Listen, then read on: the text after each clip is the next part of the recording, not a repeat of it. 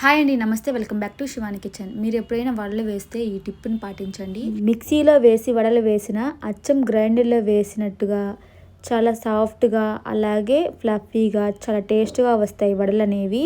అది ఎలాగో చూసేయండి. ముందుగా ఒక మిక్సింగ్ బౌల్ తీసుకొని అందులోకి 1 కప్పు వరకు మినప్పప్పు తీసుకొని శుభ్రంగా 2-3 సార్లు బాగా కడగండి.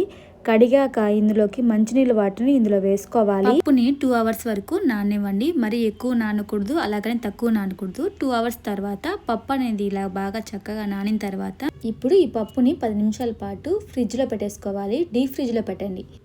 ఇలా పప్పుని ఫ్రిడ్జ్లో పెట్టడం వల్ల కూలింగ్ ఎక్కి ఆ వాటర్ మనం పప్పు రుబ్బడానికి యూజ్ చేసుకోవాలి. 10 నిమిషాల తర్వాత ఫ్రిడ్జ్లో నుంచి వడపప్పు తీసుకొని ఇందులో ఉన్న వాటర్ని ఒక చిన్న గిన్నెలోకి తీసేసుకోండి. తర్వాత మిక్సీ జార్లోకి వడపప్పు వేసుకొని ఫస్ట్ వాటర్ ఏమేయకుండా గ్రైండ్ చేసుకోండి. మనం ముందుగా తీసి పెట్టుకున్న కూలింగ్ వాటర్ని కొంచెం కొంచెంగా పప్పులో వేసుకుంటూ ఇలా సాఫ్ట్గా గ్రైండ్ చేసుకోవాలి. ఒకేసారి వాటర్ వేయకుండా ఈ విధంగా గ్రైండ్ చేసుకోండి. ఇప్పుడు చూడండి, మనం వడపప్పు అనేది సగానికి ఉంది. మనము ఇలా కూలింగ్ వాటర్తో గ్రైండ్ చేయడం వల్ల ఈ పప్పు అనేది బాగా పొంగి ఎంత బాగా వచ్చిందో. ఇలా గిన్నెలోకి తీసుకున్న తర్వాత ఈ చేత్తో ఈ విధంగా బాగా రౌండ్గా కలుపుకోండి. ఇలా కలుపుకోవడం వల్ల ఇందులో ఎయిర్ బబుల్స్ అనేది ఫామ్ అయ్యి మనం వేసే వడలు అనేది పొంగుతాయి. ఒకసారి గిన్నెలోకి వాటర్ తీసుకొని కొంచెం పిండి వేసుకుంటే ఇలా పిండి అనేది పైకి తేలాలి. అప్పుడే వడపప్పు అనేది బాగా చక్కగా గ్రైండ్ అయినట్టు. ఇప్పుడు ఇందులోకి ఆనియన్స్, పచ్చిమిర్చి, కరివేపాకు, అల్లం ముక్కలు, కాస్తంత బీపిండి కూడా వేసుకొని బాగా కలపండి.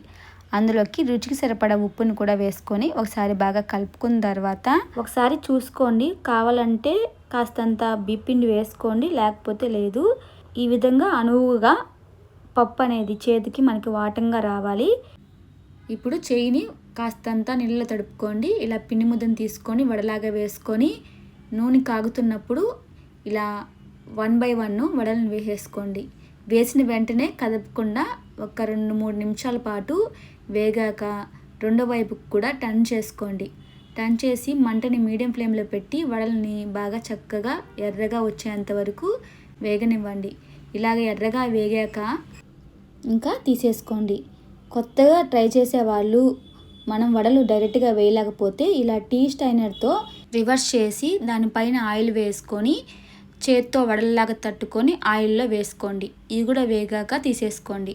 మిక్సీలో వేసి వడపప్పు చేసిన ఎంత సాఫ్ట్గా వచ్చాయో వడలు. ఈ టిప్ను ఒకసారి పాటించి మీకు ఎలా కుదిరిందో ఒకసారి కామెంట్ చేయండి. ఈ వీడియో మీకు నచ్చితే లైక్ చేసి మరెన్నో టేస్టీ రెసిపీస్కి మా ఛానల్ని సబ్స్క్రైబ్ చేసుకోండి. Thanks for watching.